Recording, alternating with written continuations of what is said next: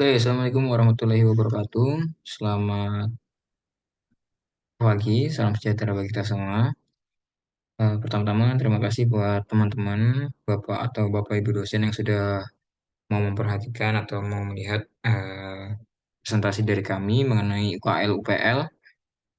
Di sini kami akan membahas mengenai UKL UPL pemasangan jaringan pipa distribusi utama sepanjang 7 kilometer, Spam Lubuk Paraku, Perumda Air Minum Kota Padang. Di sini kami beranggotakan 3 orang. Pertama ada saya, Reza Nuriman Abadi. Selanjutnya ada Bang Joni Setiawan. Terus ada Syed Akhtar. Oke, di sini di pendahuluannya tentu air ini tidak bisa dipisahkan ya dari kebutuhan pokok kita karena merupakan hal yang sangat penting sehingga ketersediaannya juga harus disesuaikan dan dimaksimalkan dengan sebaik-baiknya. Untuk standar baku mutunya sendiri itu tercantum pada Permenkes nomor 32 tahun 2017 mengenai standar baku mutu kesehatan lingkungan dan persyaratan kesehatan air. Berkaitan dengan air ini, khususnya di Kota Padang, ada upaya untuk pengelolaan dan penyaluran air bersih. Ini merupakan di sana dibagi menjadi 3 wilayah pelayanan seperti untuk wilayah utara, pusat, selatan, dan berasal dari 3 intek yaitu Intek Latung, Bo, dan Palukahan. Salah satu bentuk upaya dalam program pengembangan SPAM Kota Padang yaitu pada instalasi pengolahan air minum Lubuk Parahu, di mana di sana ada penambahan pipa distribusi baru dengan panjang kurang lebih 7 kilometer, dimulai dari sambungan reservoir IPA Lubuk Parahu hingga kawasan Teluk Bayur, Kota Padang. Di mana pada kesempatan kali ini kita memiliki tujuan. Yang pertama, sebagai salah satu program dalam mewujudkan visi dari Perumda Air Minum Kota Padang, yaitu handal dalam sistem dan responsif dalam pelayanan air minum. Terus ada juga sebagai upaya dalam meningkatkan pelayanan penyediaan air. Terus selanjutnya ada sebagai upaya dalam meningkatkan kualitas pelayanan melalui kehandalan infrastruktur dan pemenuhan persyarat mutu. Sehingga dihasilkan manfaat yaitu sebagai salah satu program dalam mewujudkan visi dari Perumda Air Minum Kota Padang. Terus ada sebagai upaya dalam meningkatkan pelayanan dan penyediaan air. Dan yang ketiga, untuk meningkatkan kualitas pelayanan melalui kehandalan infrastruktur.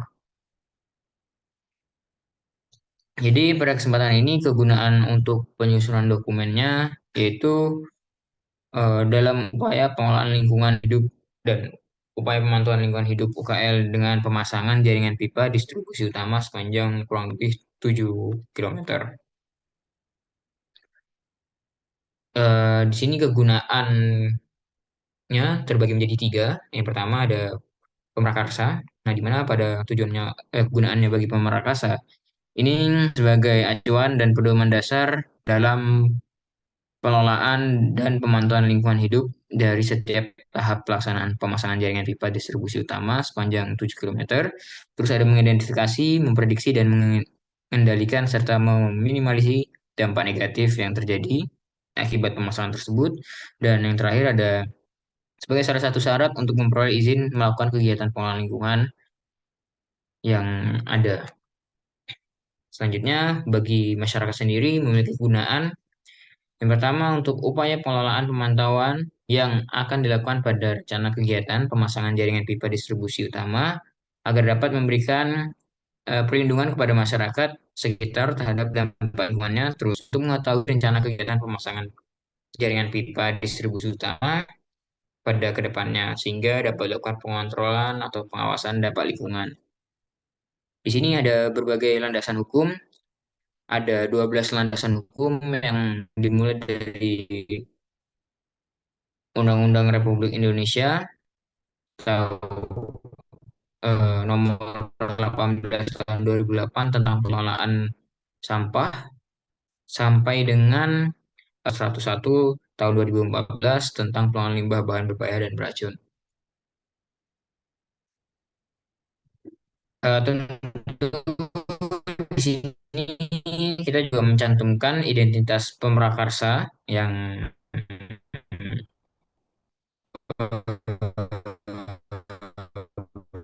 bertanggung pada kesempatan pada MM, terus jabatannya sebagai direktur utama, alamat kantornya ada di Jalan Jerusalem 10 Padang dengan nomor telepon seperti itu. Nama kegiatannya Rencana Pemasangan Jaringan Pipa Distribusi Utama SPAM Lubuk Parahu sepanjang kurang lebih 7 kilometer. Alamat kegiatannya ada di Jalan Raya Indarung, Kelurahan Batuang, Tabanan, Kecamatan Lubuk, Bengalu, Kota Padang. Status lahannya milik pemerintah, terus perizinannya Keputusan Menteri Pekerjaan Umum dan Perumahan Rakyat nomor 51 garing KPTS garing M garing 2018 tentang pemberian izin pengusahaan SDA kepada perusahaan daerah air minum Kota Padang untuk usaha air minum di Sungai Lubuk Parahu, Kota Padang, Provinsi Sumatera Barat. Nama rencana kegiatan pemasangan jaringan pipa distribusi utama SPAM Lubuk Parahu sepanjang kurang lebih 7 kilometer. Kegiatan ini dilaksanakan oleh Perumda Air Minum Kota Padang untuk menyediakan air bersih bagi masyarakat umum sebagai upaya untuk meminjam kuantitas dan kualitas air bersih dalam pemenuhan air bersih masyarakat. Lokasinya yang telah disebut di eh, ini Kecamatan Lubuk Bengalung Kota Padang dengan geografisnya seperti yang tercantum di layar.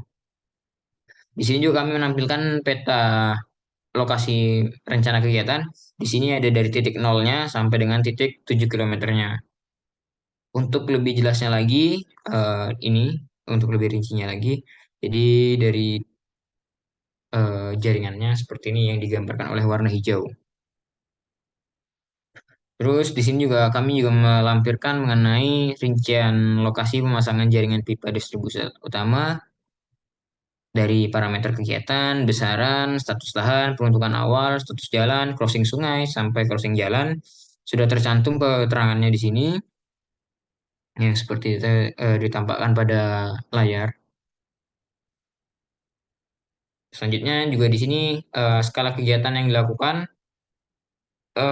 Adapun rencana kegiatan SPAM Lubuk Parahu Perumda Air Minum secara ringkas pemasangan jaringan pipa distribusi utama sepanjang kurang lebih 7 kilometer. SPAM Lubuk Parahu Perumda Air Minum Kota Padang. Dan kesesuaian lokasi kegiatannya seperti yang tercantum di sini. Di sini juga memiliki izin melalui Surat Balai Pelaksanaan Jalan Nasional Sumatera Barat nomor PS 0301 BB 3 garing 1782 tanggal 12 September tahun 2002. Oke, next. Oke, selanjutnya yaitu garis besar komponen rencana kegiatan. Yang dimana untuk garis besar komponen ini terdiri dari tiga tahap, yaitu tahap prakonstruksi, konstruksi, dan juga tahap operasi. Yang dimana untuk tahap prakonstruksi ini sendiri terdiri dari sosialisasi rencana kegiatan, yaitu sosialisasi yang perlu dilakukan terhadap masyarakat yang berada di sekitar lokasi tampak tapak rencana kegiatan. Lalu juga ada rekrutmen tenaga kerja konstruksi, yaitu rekrutmen tenaga kerja yang diartikan sebagai penerimaan tenaga kerja untuk kegiatan pada tahap konstruksi nantinya. Next. Lalu untuk pada tahap konstruksi yaitu dibagi menjadi 5. Yang pertama ada land clearing dan pematangan lahan, yaitu kegiatan pembersihan dan pematangan lahan yang dilakukan untuk mempersiapkan tapak pemasangan jaringan pipa distribusi utama spam Lubuk Parakau sepanjang kurang lebih 7 kilometer. Lalu yang kedua ada mobilisasi peralatan dan material guna menunjang rencana kegiatan pemasangan jaringan pipa distribusi untuk spam Lubuk Parakau sepanjang kurang lebih 7 kilometer. Diperlukan berbagai macam peralatan dan bahan material yang digunakan. Lalu yang ketiga ada penggalian lokasi pemasangan pipa. Yang keempat, pemasangan jaringan pipa distribusi utama sepanjang kurang lebih 7 kilometer. Dan yang kelima, pemasangan jaringan pipa distribusi utama sepanjang kurang lebih 7 kilometer. Next. Nah, lalu ini merupakan peta jaringan pipa distribusi pipa Lubuk, Parakau, Perumda Air Minum Kota Padang yang dimana pada keterangan peta ini untuk garis merah sendiri itu menandakan jalur pipa distribusi utama sepanjang kurang lebih 7 kilometer dan sedangkan yang gambar dan memiliki kotak biru itu merupakan pipa Lubuk Parakau. Next. Lalu selanjutnya juga ada garis besar komponen rencana kegiatan pada tahap operasional, yaitu pemeliharaan dan perawatan jaringan pipa distribusi utama Spam Lubuk Parakau sepanjang kurang lebih 7 kilometer, yang dimana pemeliharaan yang dilakukan meliputi pemeriksaan kondisi fisik dan alat ukur tekanan air atau manometer yang terpasang. Lalu ada pemeriksaan kondisi perpipaan dan aksesorisnya dan kerusakan. Lalu ada pemeriksaan kondisi katup pelepas udara atau air valve dan gate valve pada jalur pipa, pemeriksaan kondisi fisik, bangunan jembatan pipa, dan bangunan penunjang lainnya. Next. Lalu selanjutnya ada rona lingkungan hidup awal yang dimana terdiri dari tiga komponen yang meliputi komponen geofisik kimia, komponen sosial ekonomi budaya, dan komponen biologi yang dimana untuk masing-masing komponen tersebut sudah tercantum pada layar. Lalu selanjutnya ada dampak lingkungan yang dihasilkan, yang dimana dampak lingkungan ini terdiri dari tiga tahap, yaitu dampak dari tahap prakonstruksi, tahap konstruksi, dan tahap operasional. Next. Yang pertama itu ada dampak dari tahap prakonstruksi, yang dimana berdampak pada persepsi masyarakat, lalu juga ada berdampak pada kesempatan kerja, yang dimana untuk kedua dampak ini tuh dampaknya itu tergolong kecil karena untuk pengerjaan pemasangan pipa distribusi itu dilakukan bertahap dan juga karena membuka kesempatan kerja bagi masyarakat di sekitar lokasi kegiatan. Next. Lalu selanjutnya masih di tahap untuk di tahap konstruksi itu memiliki beberapa dampak. Salah satunya itu penurunan kualitas udara ambien dan peningkatan kebisingan yang dimana keduanya ini memiliki besaran dan sifat dampak yang tergolong kecil karena untuk tahap kegiatan konstruksi ini ini berlangsung bertahap dan hanya berlangsung sementara. Next. Lalu selanjutnya ada dampak dari peningkatan getaran dan kualitas air permukaan yang dimana untuk getaran itu bersifat tergolong kecil dan untuk kualitas air permukaan itu tergolong kecil karena kegiatan pemasangan jaringan pipa distribusi utama itu hanya berlangsung sementara. Next.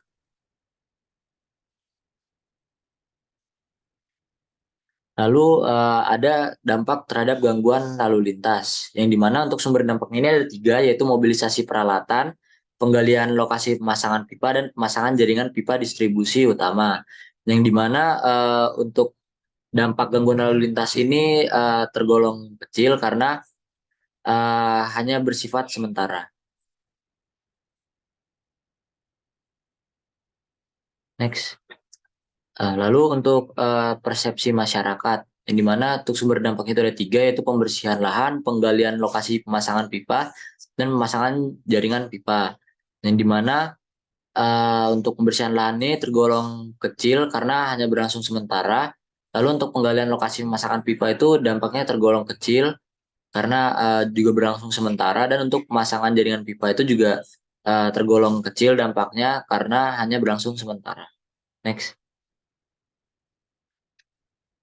Lalu selanjutnya ada berdampak pada keresahan masyarakat, yang dimana untuk sumber dampak ini ada dua, yaitu penggalian lokasi pemasangan pipa dan pemasangan jaringan pipa.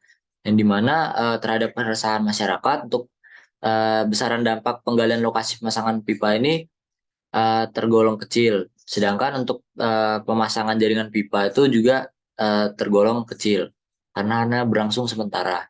Next. Lalu untuk dampak terhadap keselamatan dan kesehatan kerja itu memiliki dua sumber, yaitu penggalian lokasi pemasangan pipa dan pemasangan jaringan pipa.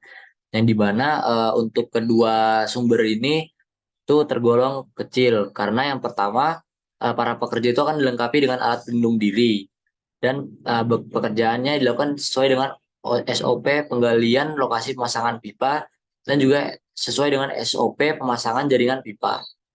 Next. Lalu selanjutnya ada berdampak untuk timbulan limbah padat, yang dimana untuk sumber dampaknya itu dari pemasangan jaringan pipa distribusi, yang dimana untuk besaran sifat dampak itu tergolong sedang. Next.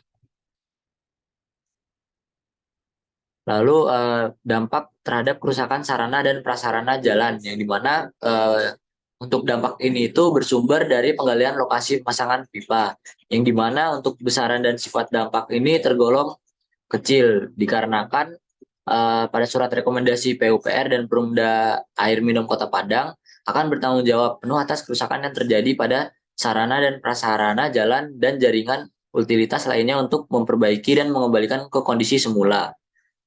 Next. Lalu untuk pada tahap operasi itu ada dua. Yang pertama itu ada gangguan lalu lintas dan keselamatan dan kesehatan kerja. Yang dimana untuk gangguan lalu lintas ini memiliki sumber dampak pemeliharaan dan perawatan pipa distribusi utama.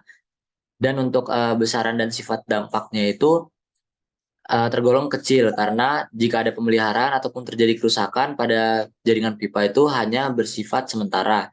Sedangkan untuk keselamatan dan kesehatan kerja itu bersumber dari pemeliharaan dan perawatan jaringan pipa juga.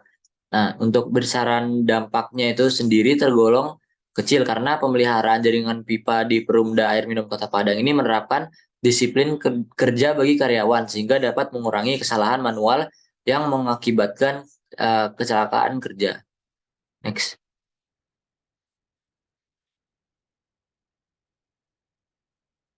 Oke, mungkin akan dilanjutkan oleh Bang Joni untuk slide selanjutnya. Baik, selanjutnya dari dampak yang ditimbulkan tersebut, kemudian di sini ada bagian dari standar pengelolaan. Standar pengelolaan ini pada tahap prakonstruksi terbagi dari persepsi masyarakat dan juga kesempatan kerja, di mana persepsi masyarakat ini melakukan sosialisasi mengenai pemasangan jaringan pipa distribusi utama sepanjang 7 km dengan melibatkan tokoh masyarakat dan menjelaskan setiap kegiatan yang akan dilakukan. Kemudian kesempatan kerja di sini mengutamakan masyarakat dan juga memberikan informasi melalui aparat pemerintah daerah setempat, menetapkan upah tenaga kerja sesuai dengan UMK kota. Selanjutnya, next.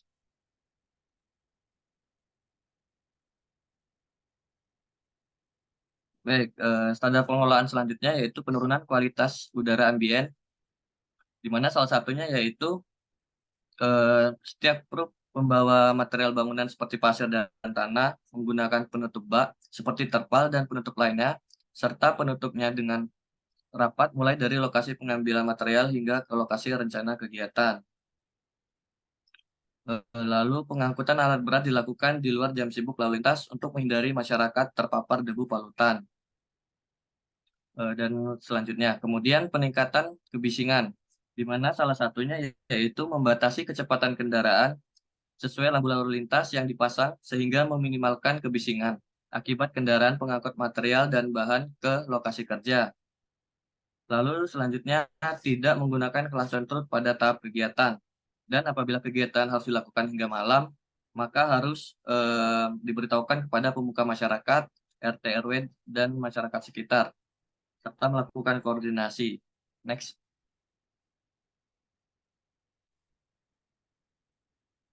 Lalu pada tahap konstruksi, standar pengelolaannya itu melakukan penggalian jaringan pipa distribusi secara bertahap, menggunakan peralatan penggalian pipa yang layak pakai seperti alat bor dan lainnya. Lalu mengatur jam operasional dengan tidak beroperasi pada saat jam istirahat. Kemudian ada penurunan kualitas air permukaan, yaitu standar pengelolaannya melakukan pemasangan jaringan pipa distribusi utama sesuai dengan surat rekomendasi pemanfaatan prasarana kota oleh Dinas Pekerjaan Umum dan Penataan Ruang. Ada juga menjaga kualitas air limbah agar tidak melebihi baku mutu dan menyediakan tempat pembuangan sampah sementara. Next.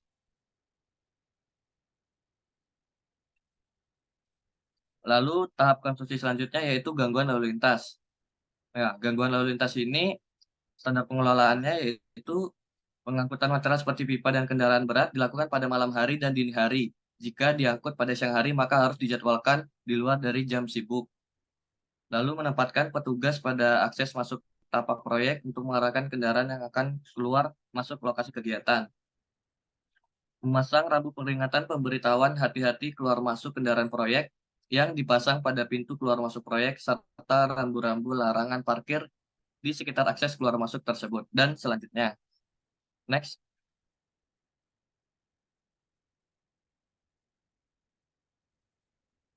Lalu standar pengelolaan pada tahap konstruksi selanjutnya yaitu ada keresahan masyarakat.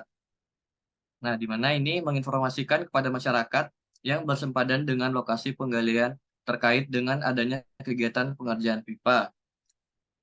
Dan selanjutnya melakukan penggantian tanaman yang bernilai ekonomis apabila pada saat penggalian pipa terkena tanaman yang bernilai ekonomis. Lalu mengatur jam operasional dengan tidak beroperasi pada saat jam istirahat. Lalu tahap konstruksi selanjutnya yaitu keselamatan dan kesehatan kerja atau K3. Nah, di mana pihak kontraktor wajib memberikan BPJS Ketenagakerjaan bagi tenaga kerja konstruksi sesuai dengan UU Nomor 13 Tahun 2003 dan membuat SOP pekerjaan terkait K3 yang berpedoman pada Undang-Undang Nomor 1 Tahun 1970 tentang keselamatan kerja. Selanjutnya, menyediakan dan menggunakan APD yang sesuai dengan jenis risiko kerja bagi tenaga kerja konstruksi dan memberikan penyuluhan kesehatan dan keselamatan kerja atau K3 kepada seluruh pekerja sebelum pekerjaan konstruksi dimulai. Next. Nah, tahap konstruksi selanjutnya yaitu timbulan limbah padat. Ini tidak menumpuk material yang tidak digunakan di lokasi kegiatan seperti pipa bekas, aksesoris pipa, dan sebagainya dalam waktu yang lama dan dalam jumlah yang besar. Selanjutnya, dari timbulan ini kita harus memisahkan sampah domestik dan juga bekerja sama dengan Dinas Lingkungan Hidup Kota Padang terkait pengelolaan sampah untuk pengangkutan ke TPA sehingga tidak terjadi penumpukan sampah. Next. Nah, standar pengelolaan selanjutnya itu pada tahap operasi, di mana terdapat dua tahap, yaitu yang pertama gangguan lalu lintas, di mana standar pengelolaannya yaitu berkoordinasi dengan instansi terkait atau Dinas Perhubungan dan juga Kepolisian Lalu Lintas. Jika ada dilakukan perbaikan pipa distribusi seperti pemeliharaan dan rehabilitasi berupa kebocoran. Selanjutnya ada melakukan sosialisasi, memasang rambu-rambu, dan pagar pembatas yang jelas. Dan menempatkan petugas pengatur lalu lintas jika ada dilakukan perbaikan pipa distribusi. Tahap operasi yang terakhir yaitu keselamatan dan kesehatan kerja, yaitu menyediakan APD bagi pekerja dan mewajibkan pekerja untuk menggunakannya pada saat bekerja. Lalu ada memberikan asuransi kesehatan kepada setiap karyawan seperti asuransi BPJS Ketenagakerjaan dan menerapkan sikap disiplin bagi karyawan sehingga mengurangi kesalahan manual yang mengakibatkan kecelakaan kerja. Dan yang terakhir menyediakan kotak P3K. Next. Nah, lalu ini yang terakhir adalah tabel dari jenis dampak, sumber dampak, besaran dampak, dan sifat dampak dari dampak-dampak yang dihasilkan dari tahap prakonstruksi, konstruksi, dan juga operasional. Di mana di sini terdapat em, besaran dampaknya didominasi tergolong kecil. Untuk besaran dampak yang sedang, yaitu terdapat pada peningkatan kebisingan di sumber dampak penggalian lokasi pemasangan pipa. Dan juga pada jenis dampak gangguan lalu lintas, yaitu sumber dampaknya pemasangan jaringan pipa distribusi utama sepanjang 7 km. Dan besaran dampak yang sedang terakhir yaitu timbulan limbah padat, yaitu sumber dampaknya pada pemasangan jaringan pipa distribusi utama sepanjang 7 kilometer.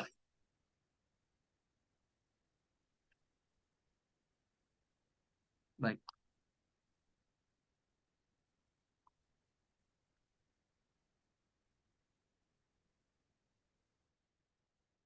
Mungkin ini saja presentasi yang dapat kami lakukan. eh, Berkaitan dengan dokumen AMDAL dan UKL-UPL yang kami presentasikan di sini, kami juga ingin memperlihatkan bahwa di sini terdapat beberapa lampiran yang belum bisa kami cantumkan satu persatu karena lampirannya lumayan banyak. Di sini berisi mengenai perizinan yang dimiliki, terus ada lokasi koordinat lokasi kegiatan, terus ada rekomendasi PUPR, lampiran mengenai hasil laboratorium, lampiran permen PU, eh, rumah dan ini, terus ada lampiran SNI, pemasangan pipa, terus ada berita acara penapisan, terus ada dokumentasi dan risalah.